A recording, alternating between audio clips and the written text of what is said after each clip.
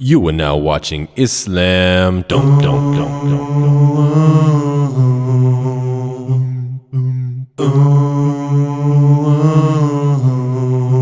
Islam. Dum dum dum dum.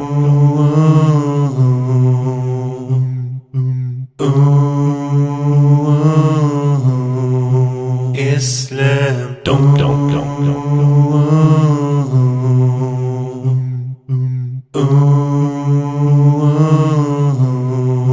Islam. Dum dum dum dum.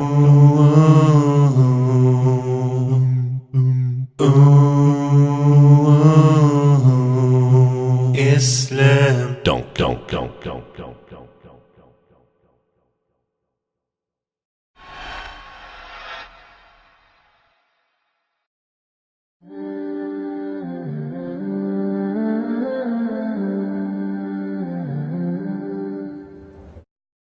What we're saying to the court is they can claim religion all they want, but it don't mean you're going to come in here and do this in Rutherford County. Alaikum wa rahmatullahi wa barakatuh. This is Jibril K for Islam Dunk TV, reporting on the special Islam Today. It's been a decade since the attacks of September 11, yet the hatred has been still lingering in the hearts of the community at large in North America and other countries such as England, New Zealand, and Australia. Muslims have been subjects of attacks, verbal attacks, abuses, physical abuses, attacks on their properties, their families, their Muslim centers, and so on and so forth. One of the examples, recent examples, it's Murfreesboro, Tennessee, which is just 35 miles southeast of Nashville, Tennessee. In recent news, the Islamic Center of Murfreesboro has been getting a lot of attention due to the fact that the residents of the city, even though defined as very welcoming, as accommodating, they do not want a new Islamic center in their area. They call it a breeding grounds for terrorist activities and for Sharia law. It must be noted that the Tennessee city is divided over this issue, and that there's many people who are supporting the Muslims and actually marching in their favor and helping them in realizing this dream for their families and themselves, where they can abide by the constitutions and the human rights, that they have freedom of religion and practice. It is very interesting though that the community, the other community, the opposing community, have been launching lawsuits, and they've launched many campaigns, public campaigns, and public demonstrations going against this the building of this masjid, the building of this community center, calling these people terrorists, calling them holding signs that Islam kills apostates, Islam blows this up, be careful of Sharia law, so on and so forth. These people, their hatred for Islam is so great that even though they have voted, they are citizens of the United States, they hold this constitution, they hold the freedoms that this country supposedly offers, yet when it really comes to push and shove, they do not uphold such things. Basically, the principle that many people do fall into is, you do whatever you want, but just don't do it where I am. Okay? It only becomes a problem when it's next to us. But then again, people, ladies and gentlemen, brothers and sisters, think about it. What's the point of these principles, these constitutions, if it doesn't have to do with where you live and how you interact with people? It's always about, let it just be somewhere else, just not in my face. It is also interesting though that the community members who are opposing this project have recurred to other than just peaceful demonstrations. There's been gunshots, there's been vandalizing of the masjid sign and the proposed Islamic Center sign twice. There's been an arson, a fire that took place. Someone put on fire the machinery that was used for building this center. There's been investigations. There's been a lot of cooperation from the police of this town and also the CIA and FBI. And the community has been going on and pursuing this dream. What's very interesting as well is that the community members have held many basically city council meetings where they've expressed their anger towards this project, saying that they've not been given enough time to understand or to basically they're not being given notice or a say in this. However, the law of the United States states that there's no such thing as requiring a petition signed or approval from the community if it constitutes something to do with religion or building a religion establishment. Now, this so-called project of building a center has gone on trial, and the opposing community has been trying to stop this, halt it, by actually suing the country. They brought in many different witnesses, and none of them from the Muslim community, and they have basically put Islam on trial. This lawyer that was actually representing the opposing community has put Islam on trial to the fact that they've been asking people, is Islam really a religion? Is something that basically mistreats women and oppresses women and does this and blow up yourself and strap yourself and get virgin and this and that, is that a religion? This is what it's come down to. Is Islam a religion? In my opinion? Yes, sir. Yes, sir. What do you base that on? They have a belief in a deity, an afterlife. Now, you say an afterlife. Is that like when you yell Allah Akbar and blow yourself up in a bunch of people that you get 7 virgins? Is that the afterlife you're talking about? Where you strap a bomb on your chest, blow up unsuspecting people that didn't know anything about you the day before, and then so you get you some virgins. Is that the afterlife that you're calling a religion? It's a religion. I do not know if that's what they practice there, sir. I've known that some Muslims believe that. Some I've talked to don't. Do you believe Allah and God is the same? Your Honor, none of this is relevant, Your Honor. You know what that says? Allah Akbar. So people have basically expressed their hatred and have not come from an academic discourse or from some kind of a debate with really things that are they're basically their first objection to the building, which was that this would cause more traffic and this would reduce the quality of the water and so on and so forth. But really, in the end, when things got very hot, their real intention, their real whims, and their real purpose behind this whole issue has come out very clear, is that they just hate Islam. They just don't want it, and which is so hypocritical and so interesting that these people claim that they're loving, that they follow Jesus, that they are believers, that they are, they love their enemies and so on and so forth, yet they're standing in front of the city saying, we know who the enemy is, we're fighting them in Iraq, we're fighting them in Afghanistan, why are we just scared to say it? We don't want them there and so on. This is one of the ladies that's been in front of the city council, in front of the community, speaking. People have been boycotting contractors and so on and so forth. They've gone to every extent. However, alhamdulillah, the outcomes of the whole trial have been positive and in favor of the Muslim community. And the judge says something very interesting, which is a principle of Islam. The judge says we cannot follow whims or desires, but we have to obey the law. And of course, the law is in the favor of the Muslim community, as they should have the freedom of practice of religion. The Muslim community in Murfreesboro are very scared. Parents are scared to send their kids to school. They've had a very disturbed Ramadan when they're supposed to worship and be in self-reflection. They're basically thinking over these, watching their back and so on and so forth, which is something very, very wrong. And no one should be exposed to such treatment, such harsh treatment. And it's so, again, contradictory that the sign entering this town, this beautiful town in Tennessee, says welcome, while the people wrote on the sign of the Islamic future site for the Islamic Center in Murfreesboro, they wrote not welcome. Ladies and gentlemen, it's been a decade again since the attacks on September 11th. It's been a decade since people have portrayed Islam very bad. It's been over and over every month of the year and so on and so forth. How long would it take? How long would it last?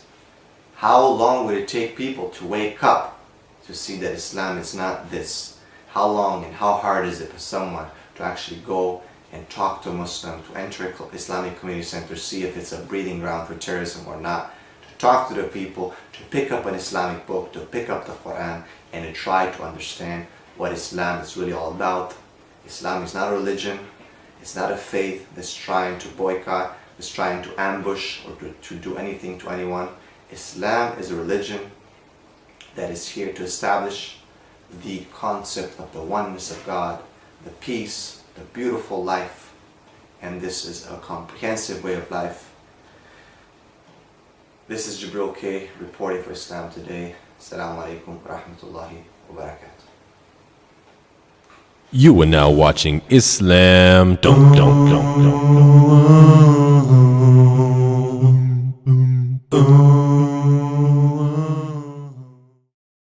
We're now back on Islam Dunk TV.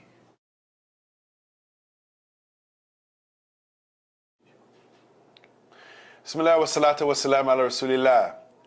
This is Abu Shahada, aka Ibn Sunni, Ibn Fly Sunni, on the Islam Dunk TV show here in Windsor, Ontario.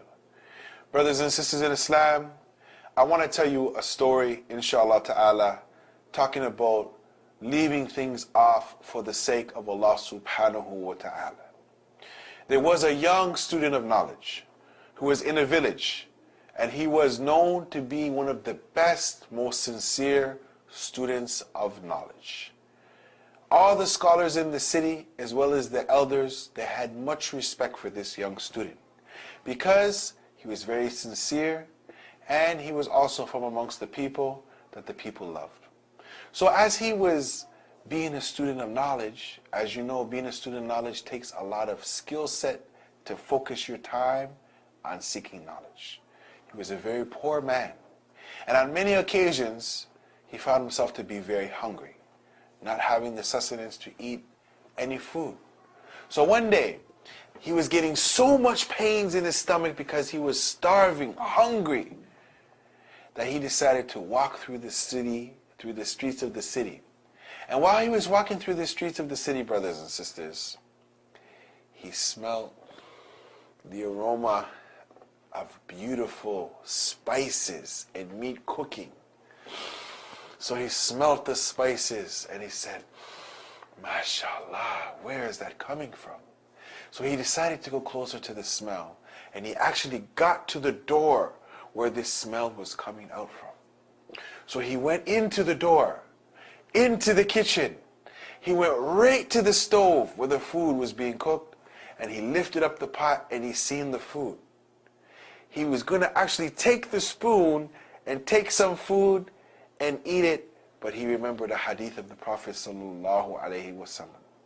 Now he had maybe the right to take a little bit just to sustain himself, but that food didn't belong to him. So this hadith of the Prophet sallallahu alaihi wasallam, where the Prophet said, "Man taraka shay lillah idha awadahu min khayru min aw kama qala sallallahu alaihi wasallam." If you leave something off for the sake of Allah, Allah, He will give you something better. If you leave something off for the sake of Allah, Allah subhanahu wa ta'ala, He will give you something better. So he left this house where he was at, and he went back home, and while he was starving, his stomach was rattling back and forth, he sat down and he lay down and he fell asleep. Some hours later, a knock at the door came. One of his teachers came with another sheikh, and they said, "Brother, mashallah, our sheikh just came from another city. He's inviting you over for dinner tonight." So he said, "Dinner? Mashallah, mashallah, I accept. So he went to the house, the very same house where he was earlier in the day, where this beautiful smelling food was. And he had the chance, his sheikh introduced him to another sheikh who brought him to his house. And lo and behold, brothers, the sheikh asked him, "We have been looking for some time for a young man to marry my daughter. And I've been inquiring from everybody in the city, and they recommended you due to some of the qualities that you have. You're honest, you're sincere, and you have a deep fear of Allah, we want to know, if possible, would you be interested in marrying my daughter? The young brother was shocked. And lo and behold, the sister who cooked that food in the pot that he was going to take and eat, he ended up marrying the same girl who cooked the food for him. So from this ibrah, from this story, we realize that if you leave something off for the sake of Allah Azza wa Jal, He will give you something better. Brothers and sisters in Islam, these small stories are meant to encourage you so you can practice Islam and get some benefit. Jazakallahu khairan. Assalamu alaikum wa rahmatullah. We hope to see you again on Islam Dunk TV. Assalamu alaikum. اللهم صل على محمد يا رب صل عليه وسلم اللهم صل على محمد يا رب صل عليه وسلم اللهم صل على محمد يا رب صل عليه وسلم وجه دنيانا لباك بالدموع الساجئات يتلظى بشعاع بالرمال السافيات وجه دنيانا لباك بالدموع الساجيات يتلظى بشعاع بالرمال السافيات اللهم صل على محمد يا رب صل عليه وسلم اللهم صل على محمد يا رب صل عليه وسلم هذه الدنيا سراب للنفوس الظامئات كلما لاح بقرب منها قرب الأمنيات كلما يزداد بعدا كالنجوم النائيات اللهم صل على محمد يا رب صل عليه وسلم اللهم صل على محمد يا رب صل عليه وسلم. Assalamu alaikum and welcome to Why Islam. So basically we're going to talk about different topics in Islam each week. Today's topic? Salah, aka praying. Let's get started. What is Salah? Salah is the name for the obligatory prayers which are performed by Muslims 5 times a day. Its extreme importance is indicated by its status as one of the 5 pillars of Islam. A prayer only takes a few minutes to perform. When do you pray? Prayers are performed 5 times in a day, and they also have specific names. Fajr, prayed at dawn. Dhuhr, prayed at noon. Asr, prayed at mid-afternoon. Maghrib, prayed at sunset. And Isha, prayed at nightfall. Who is it applicable to? Offering of prayers is obligatory upon every Muslim male and female who is sane, mature, and in the case of women, free from menstruation. How is it performed? In order to pray, you must do ablution, wudu, and your body must be free from any impurities. Your clothes and place of prayer must be clean. You should be facing the Qibla, which is the direction of Kaaba at Mecca. Here with us today, we have a special guest from Windsor by the name of Ayman Roshan. So Ayman, why Salah? Well, prayer helps me a lot in my daily life. It helps me build a stronger connection with God. It's a one-on-one session with me and Allah, and I feel very grateful to have such a beautiful thing in my life. Join us next week for a new topic, new guest speaker, and new stuff. IslamDogTV.com. إن لله عبادا فطنا طلقوا الدنيا وخافوا الفتنا Assalamu alaikum wa rahmatullahi wa barakatuh.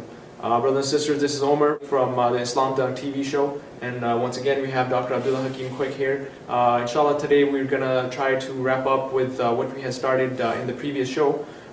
We talked about the reasons for the rise and the fall of Muslim Ummah throughout history. We talked about the achievements that occurred in the Golden Age, which was labeled as the Dark Ages. However, a lot of achievements took place in that time. We also discussed the concept of the melting pot. We also discussed the hadith of the Prophet ﷺ, where he said that whoever imitates a group of people, then he is like one of them. So I just wanted to touch upon that hadith. Now, like we mentioned, the melting pot and losing our values, where do you see that we can actually, as youth and the future leaders of Islam, inshallah, can actually contribute towards the society, and how do we view ourselves with this hadith where it mentions that anybody who imitates a certain group is like one of them, is like them? How do we actually understand that in the right context? Bismillah ar-Rahman ar-Rahim wa salatu wa rasulullah wa ba'd. It's important today for Muslims to revive Islam, and that is not to change it or reform it, but we revive the early principles in a way which can be used today in this society. And so the words of the Prophet ﷺ were not spoken as a waste of time or a jest or play, but he spoke from above 7 heavens. He did not speak from himself. And in one tradition he said, "Man tashabbaha biqawmin fahuwa minhum." Whoever appears like a people, he is one of them. And this is a section from a hadith. And that's a very important thing, and the character really is the essence.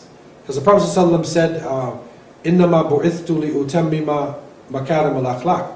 Verily, I was sent to complete the best in character. So, character is the essence of a person. But your clothing, your beard, or your scarf, or whatever it is, these are ways that people can distinguish you. And it is important because if you, for instance, want to play soccer, or you want to play football, you dress in the clothes of sports. If the people are out playing football or hockey, and you come in a 3-piece suit with a briefcase, everyone look at you like you're crazy. If you went into an office with a football uniform on, the people would look like you're crazy. So when you put on working clothes and it's time to work, you almost feel like you're ready to work, because you're in working clothes. When you put on your sneakers or running shoes and you have your athletic clothes on, it even makes you more oriented towards playing the sports. So therefore, your clothing does describe you. Your attitude describes you. Your character describes you. So therefore, Muslims, we have haya, we have limitations, we have shame and modesty. And so therefore, our clothing is loose, it is not see-through. We're not following the fashions crazy, like people making their pants big or making them short, cutting their hair long or cutting it short. We try to follow the sunnah. You know, so we keep a middle type of road, and we have modesty. Okay, and we distinguish ourselves, and that's done in many different ways, according to what society you live in and according to the temperature within the society itself. So there's many ways of being modest in your dress. But it is important for Muslims to distinguish themselves. And I think that's the reason why many of the sisters today, especially in the Western world, are advancing in their studies. They're advancing in their deen. They mature faster in the deen because from a younger age, they are told to cover up. They are told to finish their chores, to make their bed. Whereas the young boy, in many cases, he does whatever he wants to do. He has his Superman shirt on, and he has his baseball cap. So he has no responsibility. So when it's time for him to take over a Muslim Student Association, or Al-Maghrib Institute, or become imam in a masjid, or executive committee, he's a spoiled brat. Meaning that, you know, he cannot take criticism. He cannot fulfill tasks. So therefore, it's important character. From the early age, we take on the character of Islam and we distinguish ourselves. And also in some way, in our appearance, with our modesty, you know, we should also distinguish ourselves in our modesty. So with that, I want to go to the next question, inshallah, and actually talk about recent events that have happened in Egypt. and if this is a good or bad sign for the Muslim Ummah. Yeah, the recent events in Egypt and Tunisia and throughout the Muslim world is really a very positive sign, for Muslims, and that is because our voices are being heard, and we're calling for justice, and it is a necessary change. It's just amazing how fast it's happening. That many of these corrupt rulers, we never thought that they would be taken out of power or even challenged during our lifetime. And some people say, well, this is not Islamic, it's not a struggle. But the Prophet ﷺ did say, in effect, Afdal al-jihad, kalimat al-haq, amama sultan and jair. That the best jihad or struggle is to speak the truth in front of an evil, corrupt tyrant. O kama qala alayhi salam. And so this is exactly what they were doing. Egypt is the best example because they didn't have guns. They were not out there with tanks, but they stood with their bodies.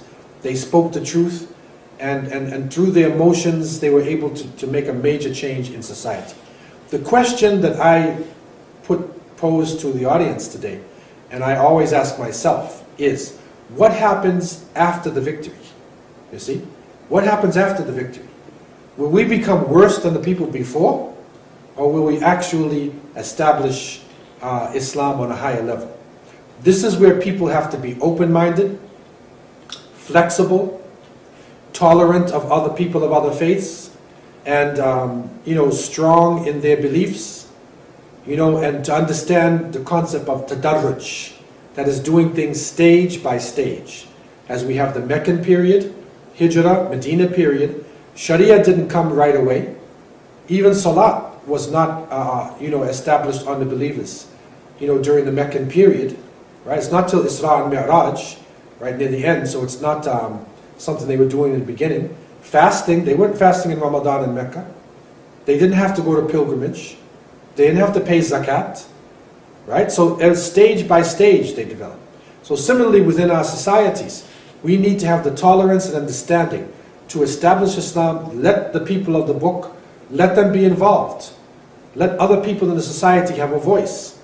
And slowly but surely establish Islam. Bring it in so it's not just one phase quickly and then goes back out. But stage by stage, we need to move towards establishing Islam completely in the land. So this is a beautiful opening for us. It's a beginning. And we can only make dua that Allah subhanahu wa ta'ala would help our brothers and sisters on the ground who are fighting tyranny and give them victory and unite them and then give them the final success they need in order to truly establish Islam in their lands. Jazakallah Shaykh. One other misconception that I wanted to clear up, if you don't mind, was, like you mentioned, opening our hands to even other faith and letting their voice be heard and working with them.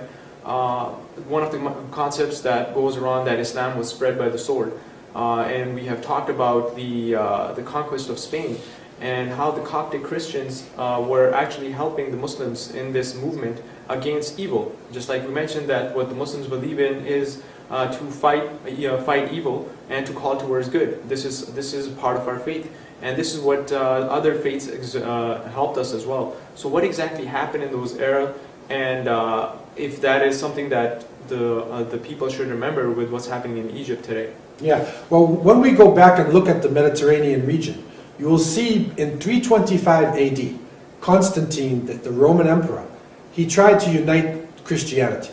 There were people who believed in one God, who believed that Jesus was a prophet and a man, and there were others who believed in a trinity, right, from the ancient Greek concept or the Egyptian or Indian concept of the triunion, this trinity concept.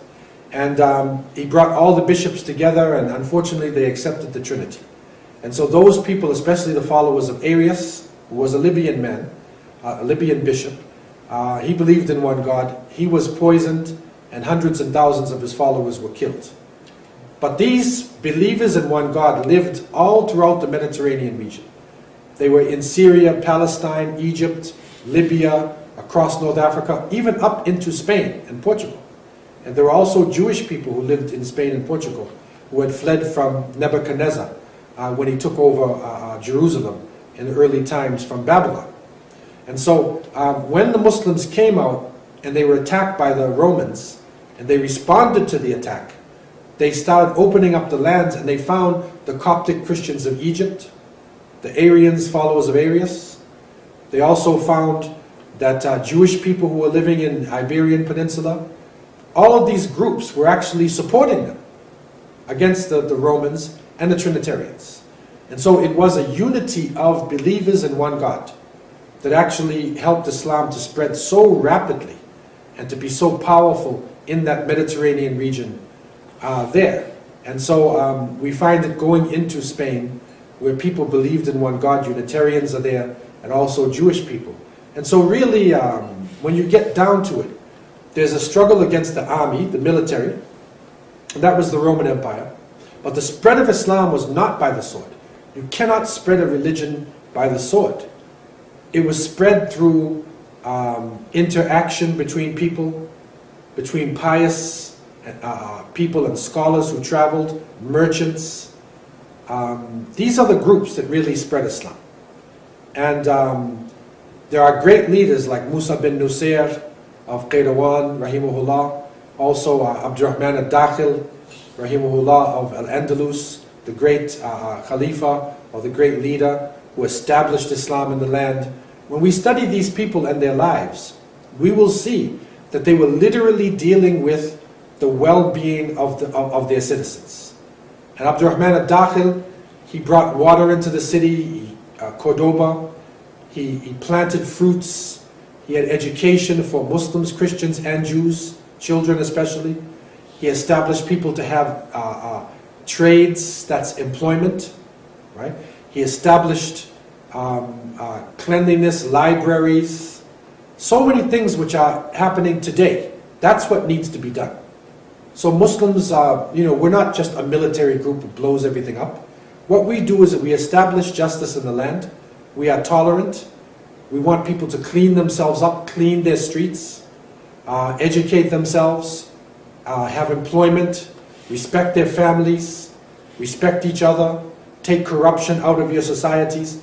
This is what Islam and Muslims stood for, and this is the reason why Islam spread so fast. Within 100 years, it had crossed most of the known world. No other religion, no other conqueror, no other individual has ever done anything like this in the past, and probably will never do it in the future. So Jazakallah khair again. This again opens up a lot of, it opens up our mind to things that we probably never heard of. So these ages don't really seem as dark anymore when you hear about the achievements and all of these historical facts that we have not really been taught. So inshallah, to wrap it up, if I could please ask you how, or some of the key factors that the Ummah would require now to bring themselves back to the glory. Well, again, we go back to the, Allah Azza wa Jal telling us, Inna Allah la yughayyiru ma biqawmin hatta yughayyiru ma bi anfusihim. Allah will not change the condition of a people till they change that which is in themselves. And so therefore we need to begin with the heart, with our intentions. It is inside of ourselves, the internal Muslim. Those diseases of the heart, pride, arrogance, riyah, doing things to show off, ghadab, anger. These problems we have inside of ourselves, we have to face this. Hasad, jealousy. We have to face these problems inside of ourselves. That is what really divides up people to a great extent. When we deal with the heart, it starts to affect the character. And the Prophet ﷺ said, I have been sent to complete the best in character. That is the essence of Islam. And so it's not just about how to pray. We need to know, why do you pray? What does salat do to us? We need to get the benefits of salat, the benefit of hajj, the benefit of fasting. You see, that's how we take our deen to a higher stage now. And it affects our character. And when our character is affected, interpersonal relationships, the relationship between peoples should begin to change. Right? Now it starts to affect society. And there are many issues in society that we will have to face. We have to face the issue of our youth, helping them, Islam, to be relevant to the youth. We have to face the issue of intoxication, that is drugs and alcohol. We have to face the issue of abuse of women, that our women should no longer be abused and put in the background. We should allow our Muslim sisters to be educated and even take leadership positions. We have to face the issue of tribalism, racism, which is amongst us. We have to face the issue of hizbiyah, that is organizational fanaticism. You don't like somebody because they're not in your school of thought, or because they're not in your Islamic movement. We have to come out of this and go back to the time of the Prophet ﷺ, when you have all different types of Muslims, different skills, but they were all part of the same ummah.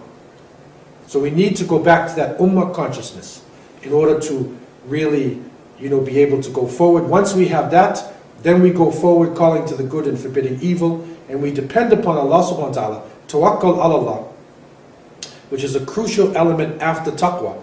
We need tawakkul, to depend on Allah subhanahu wa ta'ala, and then inshallah, if we are worthy, then Allah will give us victory on the ground. I really hope, inshallah, that we benefited once again, and I really thank you for being here with us and taking out your time and away from your family. So may Allah protect you again, and jazakallah khair for coming. Assalamu alaikum wa rahmatullahi wa barakatuh. اللهم صل على محمد يا رب صل عليه وسلم اللهم صل على محمد يا رب صل عليه وسلم اللهم صل على محمد يا رب صل عليه وسلم وجه دنيانا لباك